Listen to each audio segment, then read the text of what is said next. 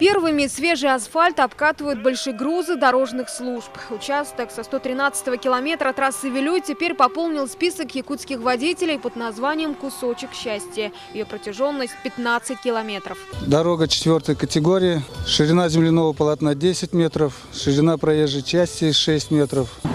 Уложена георешетка. Затем уложена щебеночно-песчаная смесь С5.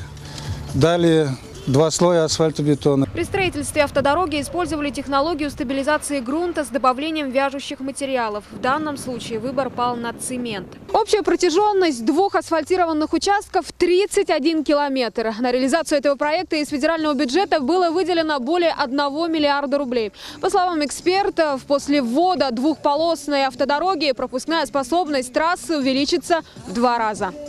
Автомагистраль имеет стратегическое значение. Она соединяет Западную Якутию и северо-восток Иркутской области, где сосредоточены основные нефтегазовые и алмазодобывающие производства страны. С развитием федеральной трассы Вилюй связаны большие надежды жителей 7 районов республики. Масштабных изменений ждут в Горном Улусе. И в 2018 году федеральное дорожное агентство управления дороги Вилюй планирует дойти до Беги-Рестяха с асфальтобетонным покрытием. Задача перед нами, которая была поставлена правительством к концу 2018 года, протяженность федеральных трасс, отвечающих нормативным требованиям, должна составлять 85% от общей протяженности. Пока на трассе Вилюй асфальта мало. Из более чем 2000 километров большую часть составляет дороги с грунтовым покрытием. Другая особенность – это многочисленные мостовые переходы.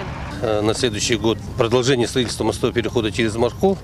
Также вот сейчас мы должны отторговать и заключить контракт по переходу через реку Тюкян. Планируется начало строительства моста через Малый Батоби, это в Мининском районе. За текущий год на этой автомагистрали введено порядка 150 километров дорог. Строительство осложняют климатические условия. Сложности есть то, что здесь болотистая местность идет и отсутствие каменного материала. То есть транспортировка очень большая с карьеров. В принципе, добились качества уплотнения на земполотне. В настоящее время работы на федеральной трассе продолжаются. Тяжелая техника возводит специальные насыпи.